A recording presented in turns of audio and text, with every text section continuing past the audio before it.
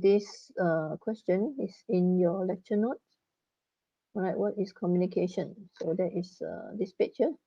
So communication is the transfer of information from one point to another. Yeah, just simple definition will do. And then for question number 2, sketch the block diagram of a communication system. All right, sketch the block diagram of communication system. Basically, this is the block diagram of a communication system.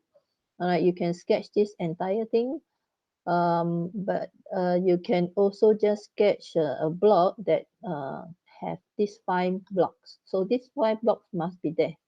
All right, the source, the transmitter, channel, receiver, and as well as destination. So you can group this under source. Okay, these two can be combined into source. These two can be combined into destination. Yeah, because this transducer again is optional. It depends on whether well, depend on what kind of source of information that you want to transmit. Yeah, some sources do not need transducer. You can straight away send to the transmitter. So you must have these 5 blocks. Yeah, source, transmitter, channel here, and receiver. Noise is also optional. All right, then receiver, and then followed by destination. So these are the 5 main blocks that you must have in your answer. Then for next one, explain the function of each component in the communication system. All right, so that means you have to explain these 5 blocks here. All right, these 5 blocks. So the answer is here. Yeah, source is where the message, signal, or the information come from. Yeah, so it can be in the form of voice, picture, data, or anything. All right, so sometimes the source block may include the input transducer. Yeah, if your message is in a non-electrical form, so you need to convert it into electrical. And then for transmitter, all right, the transmitter's function is to modify the baseband signal. Baseband signal basically is the message signal that you want to send from the source into a form that is suitable for transmission. Yeah, and then channel. Channel is a physical medium, all right, where the signal or the information is being conveyed. Yeah, so the physical medium can be wire, coaxial cable, optical fiber, or radio link. Yeah, so it can be wired, it can be wireless. And as far as receiver is concerned, the function of a receiver is to undo, all right, undo the modification that we make on the message signal, all right, from the signal that we receive, and also yeah, from the signal that we receive. So basically, transmitter will modify our message, yeah, and then when the message pass through the channel also will actually give some distortion to our signal, and therefore receiver actually is to undo the modification done by the channel as well as the transmitter. Yeah, but I heard something. You ask question. No, no question. If you have a question, you just on your mic and ask. Okay. Then for this receiver may include output transducer. All right. If you need the message in a non-electrical form, so the transducer basically again is to convert the electrical signal into a physical signal. Then the destination is where the message is supposed to be sent. All right. Who is supposed to receive the message? So it can be a PC, it can be a speaker, at the other end, or it can be a TV screen and so on. Yeah. So that is destination. Are you still with me? Yes. Okay, good. Then question number 4, what is noise and where does it come from? So again, the answer is here. Noise is here. Okay, noise. All right. Noise are any unwanted random wave or random signal that actually disturb our communication. All right. And where does the noise come from? Basically, there are two main sources of the noise, which is external and internal.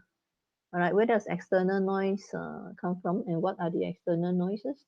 So the external noise can be interference from any nearby channel, all right, or human-made noise, or any natural noise, such as atmospheric or galactic noise. Yeah. And for internal noise are actually noise that are generated by the electronic component in our circuits, all right, or in the electronic devices. So the internal noise are short noise, yeah, thermal noise, or white noise. All right. So these are the sources of noise that affect our communication. Um, so what is modulation and demodulation? So these are just definition. So you can find again the answer in your lecture notes here. Modulation. All right. Modulation, by definition, is a process of modifying a carrier signal, all right, to with the information so that the information is suitable for transmission. Yeah, and also the information is compatible with the channel. All right. So, for example, I want to convey my discussion on the tutorial with you. Yeah. So I want to convey this what I say to your side. So if we don't make use of the modulation process, whatever I say now can only be heard in the room where I'm in. All right. You in Penang or you in Puchong, you can't hear what I say. Yeah. So whatever I say need to be modified. Yeah. So so that means it has to go through a modulation process. Yeah. Um, so demodulation is here is the process of undo the modification. Yeah. Why you need to undo? Because you want to recover the information. All right. And this is done at the receiver side. Modulation is done at the transmission side, whereas demodulation is done at the receiving side.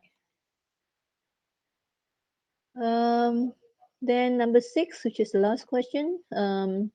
Compare the differences between the baseband communication and carrier communications. All right. In the subsequent chapter, I'm going to talk about a lot about baseband and carrier, you know. So I think it's a good idea to actually know what's the difference between baseband and carrier. So again, you can find the answers here. So for baseband communication involve communication without modulation. So actually do not modify the message signal. I send it as it is. All right. I can send it as it is over wired or over, it has to be wired. Yeah. So because I send the information as it is, all right, and real life information or real life messages normally exist in low frequency. Yeah. Therefore, if you look at this kind of signals, it has power at low frequencies only. Yeah. And then for baseband signal cannot be transmitted over radio link. All right.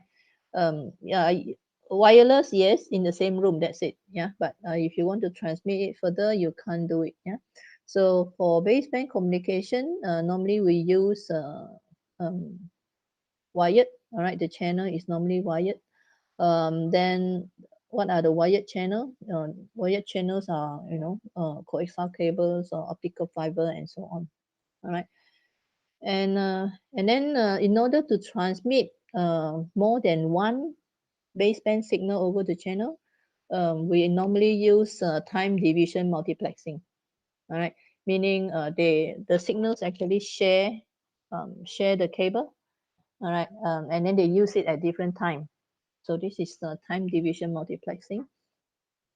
And some examples of baseband communications are local telephone line. Well, this is what was done in the past, where you have a physical wire connecting the telephone in a local network.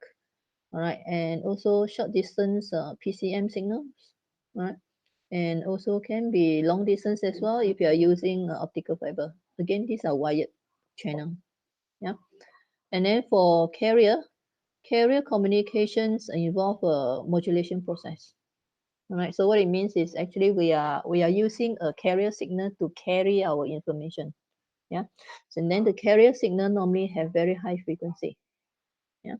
And we also look at how we can use a carrier of different frequencies to carry different signals. Yeah. So because of this, we can actually make use of the or the wide spectrum of the available frequency in our the electromagnetic spectrum. Yeah. So we actually send different signals using different carrier frequency. So because of this, we usually make use of the FDM, which is frequency division multiplexing.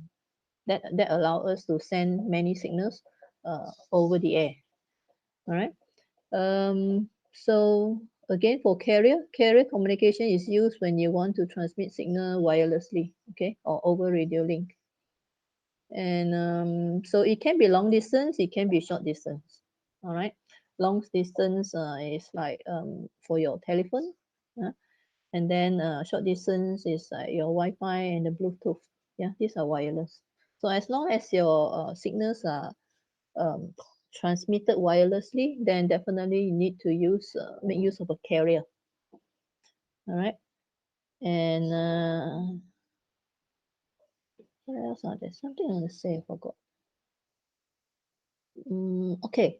And then yeah, if you want to transmit digital signal, all right, for your information, digital signal cannot be transmitted wirelessly as it is. All right.